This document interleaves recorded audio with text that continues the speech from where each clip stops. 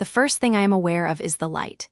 It is not the pale, hesitant gray of a normal December morning, but a particular kind of golden brightness that can only be reflected off a fresh, thick blanket of snow. It filters through the gaps in our bedroom curtains and paints shifting patterns on the wall, and I know, without even looking, that it is a perfect Christmas morning. The second thing I am aware of is the silence. It is a rich, comfortable silence, the kind that is built from years of shared sleep, broken only by the soft, rhythmic sound of Marcus breathing beside me. I lie there for a long moment, suspended in the peace of it, letting the memories of past Christmases wash over me like a warm tide. The frantic, pre-dawn excitements when Terrence was a boy, the sleepy teenage years, and now, this new chapter with Chloe. It is a tapestry of joy, and I feel each thread of it woven into the very fabric of my being. I slip out of bed, careful not to disturb Marcus, and pad over to the window. Pulling back the curtain just an inch, I confirm what the light had already told me. Our garden is a confection of white, every branch of the old oak tree outlined in frosting, the bird bath a smooth, white dome. It is a postcard. It is the Christmas of every dream I have ever had. The scent of pine from the real tree downstairs mingles with the faint, promising aroma of the turkey that has been slow roasting all night, a scent that has seeped into every corner of our home. This house, this life, it is my masterpiece. By the time I hear the creak of the floorboards upstairs, Terrence and Chloe are awake. The kitchen is already a hub of quiet activity. Marcus is at the counter, grinding coffee beans, his broad shoulders a familiar and comforting sight. He turns and smiles at me, his eyes crinkling at the corners. "Merry Christmas, Evie," he says, and his voice is like gravel warmed by the sun. "Merry Christmas, my love," I reply, accepting the cup of coffee he hands me. Our fingers brush, and it is a touch that holds 30 years of history. The day unfolds exactly as it should, a symphony of wrapping paper, laughter, and the comfortable hum of family. Terrence and Chloe come down, their faces still soft with sleep. My son, my beautiful boy, now a man with a shadow of a beard and his father's steady gaze. And Chloe, with her bright eyes and infectious laugh, has fit into our family as if she were always meant to be here. She is the daughter I never had. We move into the living room, where the tree stands proudly, its lights twinkling against the deep green branches. The pile of gifts beneath it seems to glow with a promise of its own. We take our time, passing presents one by one, watching the delight on each other's faces. Terrence gets a new set of tools he had been eyeing for months, and the genuine surprise and pleasure on his face fills me with a warmth that has nothing to do with the fire crackling in the hearth. For Chloe, a delicate silver necklace that had belonged to my mother. When she opens the box, her hands fly to her mouth and her eyes glisten. "Evelyn," she breathes, "I cannot accept this. It is too much." "It is perfect for you," I say, and I mean it. It deserves to be worn by someone with your spirit. It is during this flurry of paper and gratitude that I see it. A moment, so small and yet so profound. Terrence is helping Chloe fasten the clasp of the necklace. His large, capable hands are surprisingly gentle against the nape of her neck. She leans back into his touch, and he bends his head to whisper something in her ear.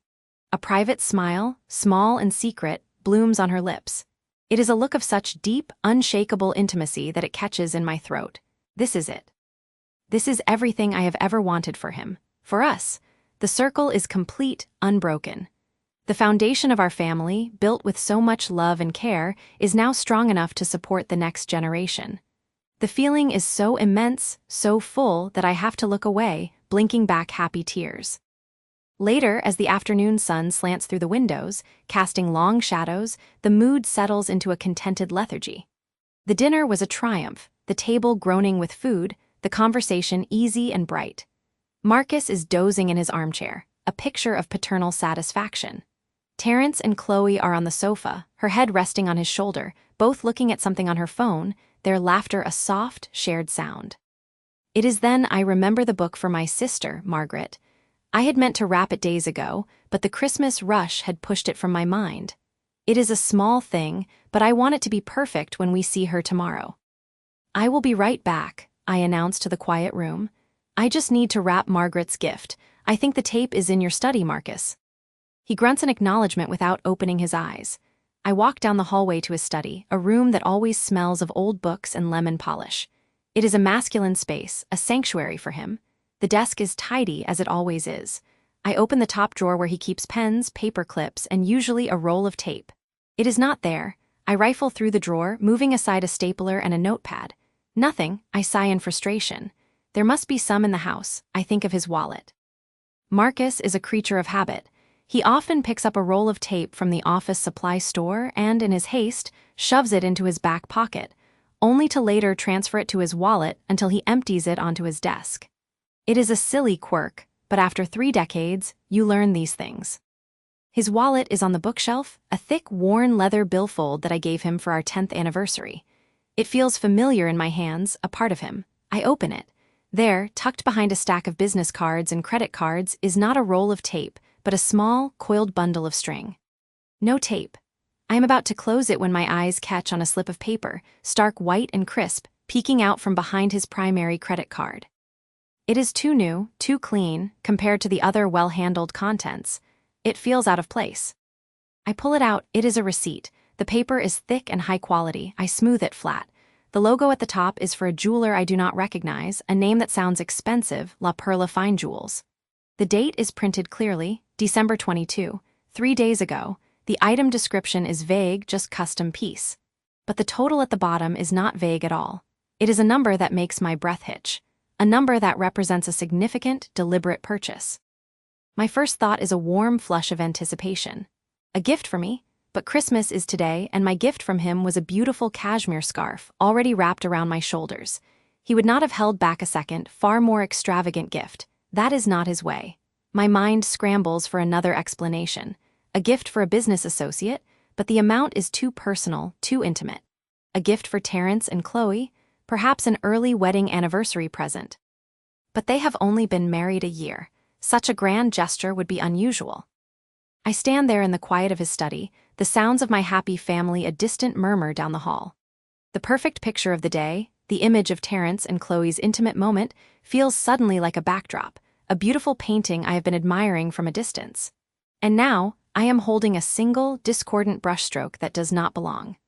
I fold the receipt carefully, my fingers trembling just slightly, and slip it into the pocket of my dress. I will ask him about it later when we are alone. There is certainly a simple, reasonable explanation. There has to be. But as I leave the study, the perfect, golden light of the Christmas afternoon seems to have taken on a colder, more brittle quality, and the foundation of our perfect day no longer feels quite so solid beneath my feet. The fire crackled, a cheerful, oblivious counterpoint to the cold dread solidifying in my chest. Around the long oak table, my family was a tableau of festive perfection. Silverware clinked against fine china, laughter bubbled up and spilled over, and the rich scent of roast turkey and pine needles filled the air. Christmas lights twinkled on the tree in the corner, casting a soft, multicolored glow on the faces I loved most in this world. But for me, the scene had shifted. The laughter now had a sharp, jagged edge.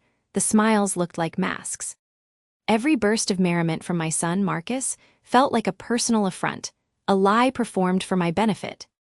I pushed the food around my plate, the once appetizing herb stuffing now seeming like a mound of dry straw. My mind was a trapped bird, beating its wings against the cage of that innocuous piece of paper folded in my pocket. The receipt. It was a physical weight, a hot brand against my thigh.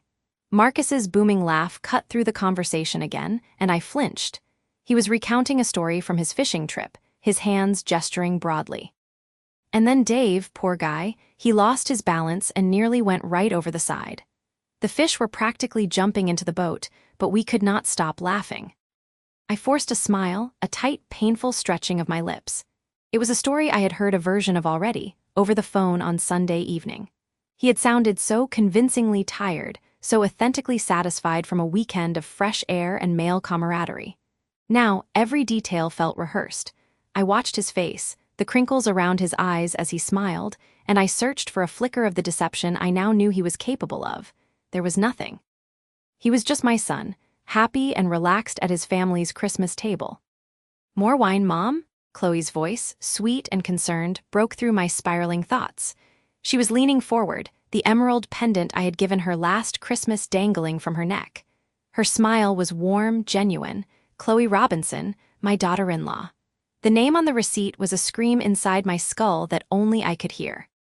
"No, no thank you, dear. I managed, my voice sounding thin and reedy to my own ears. I am quite all right. Everything is so delicious. I think I will just go and check on the dessert for a moment. It was a flimsy excuse. The pies were cooling on the counter, the trifle was already assembled in its glass bowl, but I had to get away. I had to see it again. I had to be sure my eyes, my tired old eyes, had not betrayed me in the dim light of the hallway. I murmured something about needing a napkin and stood, my legs feeling unsteady beneath me. The walk from the dining room to the kitchen seemed to stretch for a mile. The sounds of my family's joy followed me, a haunting melody. I could hear my granddaughter, Lily, giggling at something her father had said. Marcus, her father. The man who had spent the previous weekend at the Grand Marquis, a hotel so luxurious I had only ever seen pictures of it in magazines, with his wife's name on the reservation. In the stark, bright light of the kitchen, I leaned against the cool granite countertop, my breath coming in shallow gasps. My hands trembled as I pulled the receipt from my pocket. I smoothed it out on the counter, my heart hammering against my ribs. There it was in stark, impersonal typeface. The Grand Marquis. The date, last Saturday. The time of transaction, 8:17 p.m. And the name that sent a jolt of pure ice through my veins, Chloe Robinson. The initial shock had passed, leaving behind a paralyzing, slow-creeping horror. It was not a mistake. It was not a different Chloe Robinson.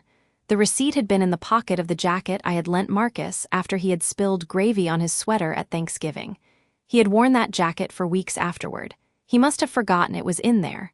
A careless, catastrophic oversight. My mind raced, trying to find any other explanation, any thread of logic to cling to. A business meeting? But Chloe did not work in a field that involved luxury hotels. A surprise for me? Preposterous. A gift for someone else? The bile rose in my throat. There was only one explanation that fit, one so terrible it made the room tilt. I had to go back. I could not hide in the kitchen forever. I splashed a little cold water on my wrists, the shock of it a temporary anchor. I looked at my reflection in the glass door of the microwave. My face was pale, my eyes wide with a panic I could not conceal. I took a deep, shuddering breath. "You are Evelyn Clark," I whispered to my reflection. "You have endured worse." But had I? This felt like a unique kind of devastation, a betrayal that threatened to crack the very foundation of our family. I returned to the dining room, forcing my steps to be even, my posture to be straight. The laughter felt different now. It was not joyful, it was a mockery.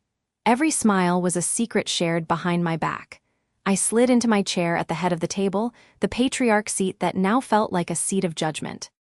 And I watched. I watched Marcus as he leaned over to fill Chloe's wine glass. His hand brushed against her shoulder. Was it a casual, marital gesture, or was it lingering? I watched Chloe laugh at something he murmured, her head tilting back. Was that a blush on her cheeks, or just the warmth of the room?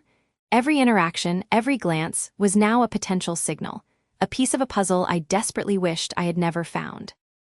"This trifle is incredible, Evelyn," Chloe said, taking a bite. Her eyes met mine, and I searched them for a trace of guilt, of duplicity. I saw only warmth and appreciation. "Thank you, Chloe," I said, the words ash in my mouth. "It is your grandmother's recipe." "I know," she smiled. "It tastes like love." The hypocrisy of it, the sheer normalcy, was agony. They were sitting side by side, the perfect young couple. Marcus had his arm draped over the back of her chair. His fingers were inches from her skin. I saw him look at her, and a slow, private smile spread across his face. It was a smile I had seen 1,000 times, a smile I had always interpreted as deep affection.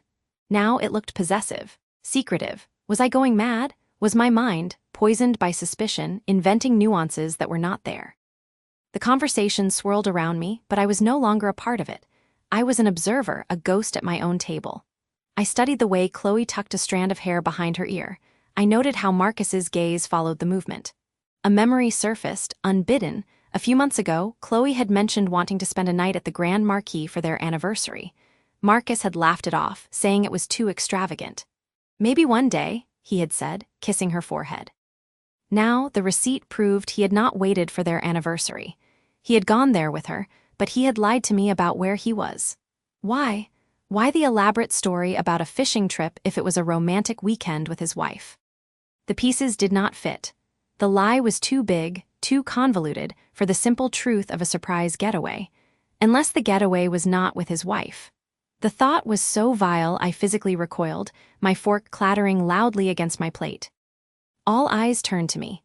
"Mom," Marcus asked, his brow furrowed with concern, "are you sure you are all right? You look very pale." In that moment, the emotional conflict peaked, a silent scream inside me. I looked at his face, so full of what appeared to be genuine worry. I looked at Chloe, her expression soft and anxious.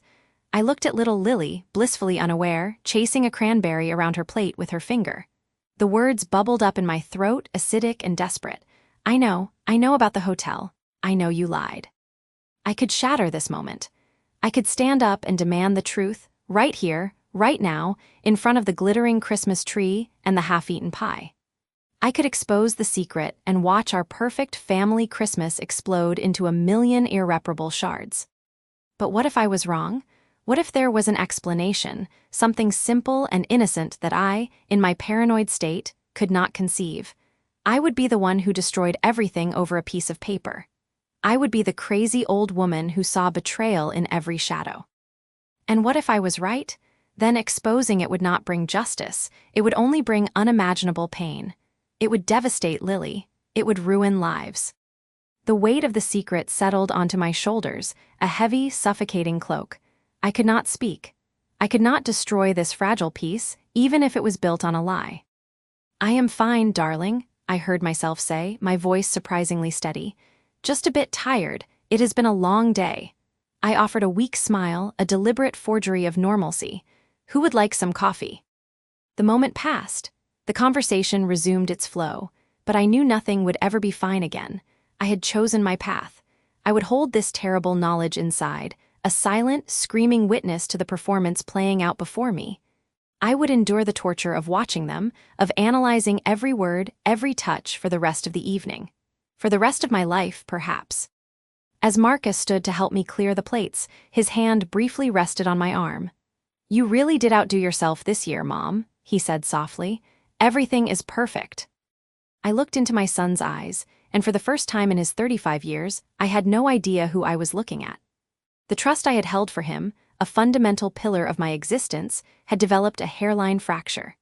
And I knew, with a certainty that chilled me to the bone, that it was only a matter of time before the whole structure came crashing down. The coffee pot felt heavy as lead in my hand, a simple domestic task that now seemed like an impossible effort.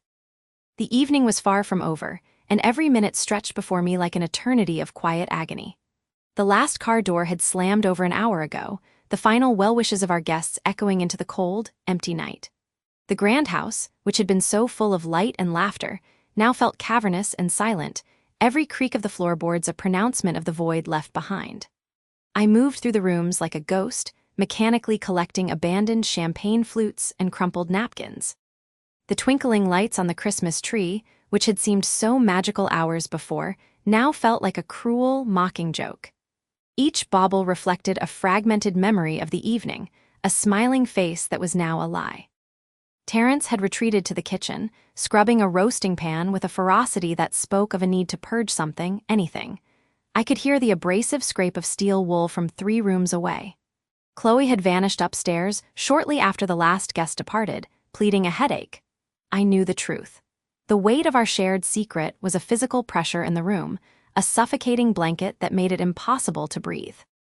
I found Marcus in his study, the sanctum he had always treated as a fortress. He was standing by the window, staring out into the blackness, a crystal glass of amber liquid clutched in his hand. The scene was so cliché it made my heart ache anew, the distinguished man in his wood-paneled refuge seeking solace at the bottom of a bottle. I did not knock. I simply pushed the heavy oak door open and stepped inside, closing it softly behind me. The click of the latch was as loud as a gunshot in the quiet. He did not turn around. "Evelyn," he said, his voice low and weary. "The children are gone," I stated, my own voice surprisingly steady, though I could feel a tremor beginning deep within me, a seismic shift of a lifetime of trust about to fracture. "The performance is over. Now you will tell me the truth." He finally turned. The charming, confident mask he had worn all evening had crumbled. In its place was a face etched with a profound exhaustion and a fear I had never seen in my husband of 35 years. He looked old. "What do you want me to say?" he whispered, a pathetic deflection that ignited the fury I had been smothering all night. "I want you to say her name." The words erupted from me, no longer steady, but trembling with a heartbreak so visceral it felt like my ribs were cracking. "I want you to look at me, the woman who built a life with you, and tell me who she is. Was it just the one, or has there been a parade of them, Marcus? Have I been a fool for decades?" "No, Evelyn, no." He set the glass down with a shaky hand, the liquid sloshing over the rim. It was one time, a terrible, stupid, unforgivable mistake." "A mistake," I echoed, the word tasting like ash. "A mistake is adding salt instead of sugar to a recipe. A mistake is forgetting an anniversary. This is a calculated demolition of everything we are. Who is she?" He could not meet my eyes. He stared at the Persian rug beneath our feet, as if the intricate patterns could provide him an answer. "It does not matter." "It matters to me?" I was shouting now, the dam of my COMPOSURE Chinese letter, Chinese letter, Chinese letter, Chinese letter. "I need to know what I lost you to. I need to know what was so lacking in me, in our life, that you would shatter it for a moment." "It was not about you," he pleaded, finally looking up, his eyes desperate. "It was me. It is this feeling that life is slipping away, that I am becoming invisible.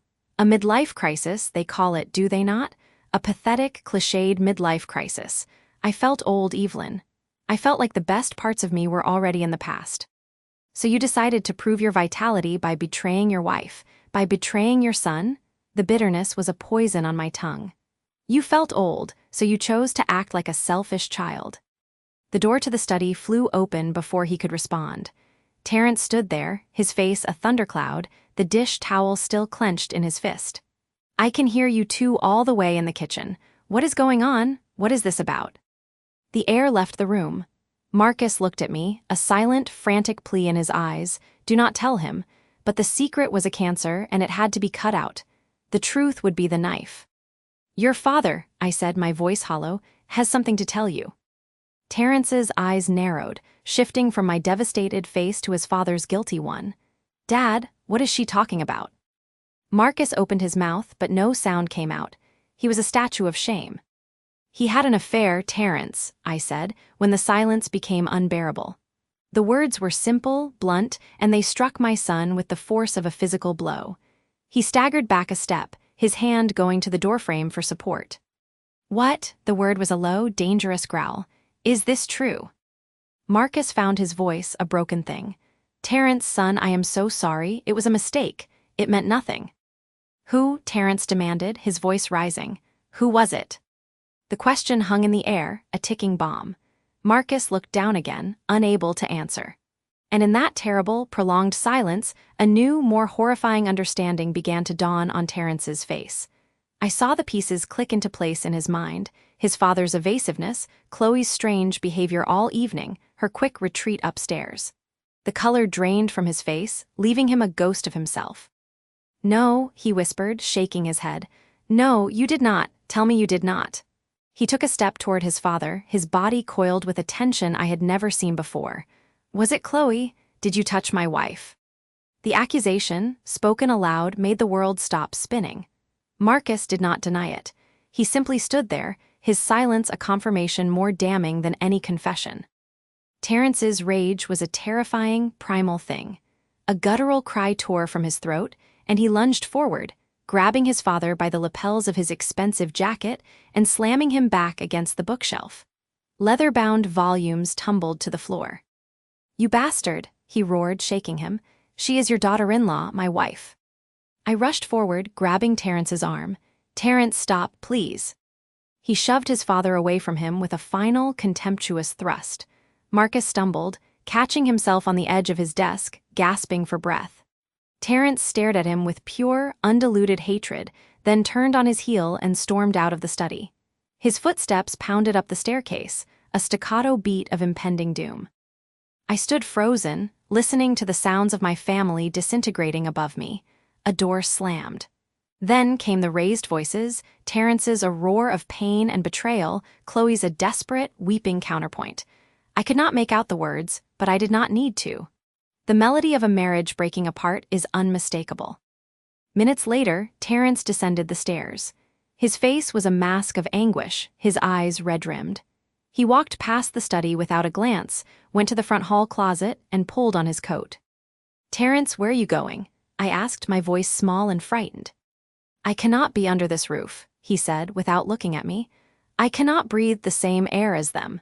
He yanked open the front door, and a gust of freezing night air swept into the house, extinguishing the last lingering warmth from the evening. "She confessed to everything, Mom, everything." And then he was gone. The door closed, and the silence that followed was absolute. It was the silence of ruin. Months bled into one another. The vibrant colors of our life had faded to a spectrum of gray. Marcus moved out the following week, into a sterile apartment downtown where he said he was attempting to atone, though I did not know what that meant anymore.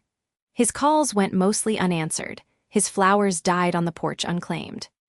The real work, the painful, gritty work of survival, happened between Terrence and me. He had rented a small apartment not far from me, and we fell into a routine of quiet companionship. We did not talk about what happened, not really. We did not need to. The knowledge of it was a third presence in the room, a shadow that followed us everywhere. Our bond was no longer the easy, joyful one of mother and son, but something deeper, forged in the shared fire of betrayal. We were survivors of the same shipwreck, clinging to the same piece of wreckage.